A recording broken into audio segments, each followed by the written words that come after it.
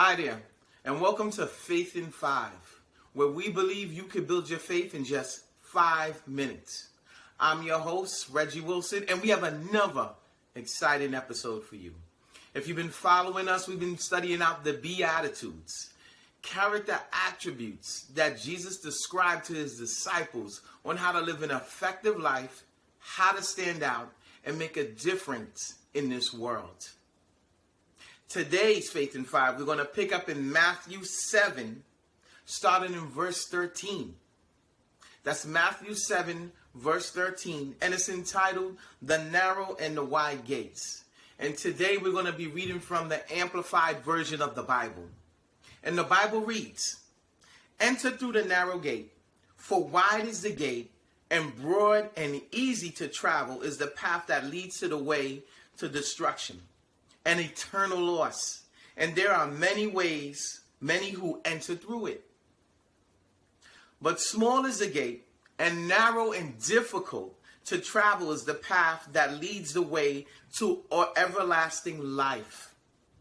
And there are few who find it. Wow. So this is entitled The Wide and Narrow Gates. And it talks about a wide gate and how broad and how vast this gate is.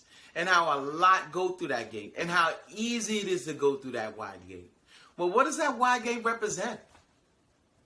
That's one question I had as I was reading this. What does this wide gate represent?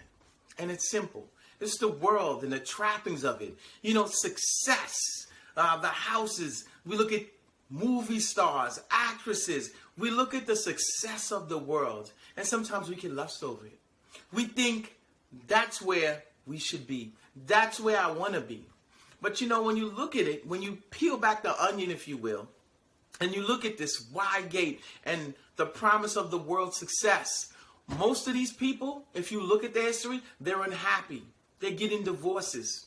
They are on drugs. And why is this happening to these people? They're just people that's trying to do what's right because they're searching in the wrong areas.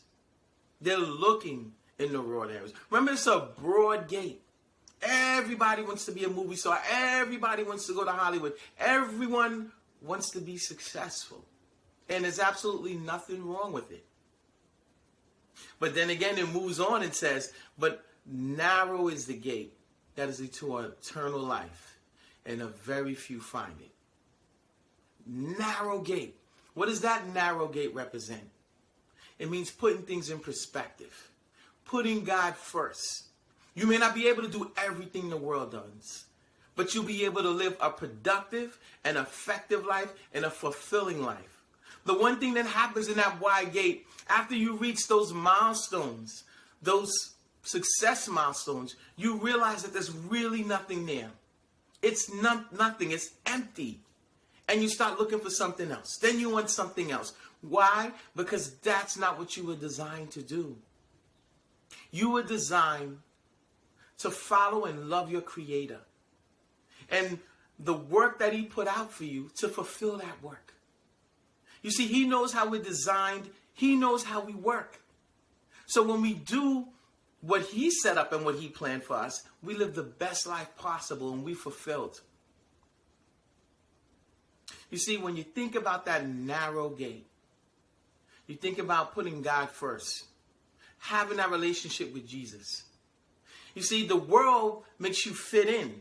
You fit into the lifestyle. You fit into the success.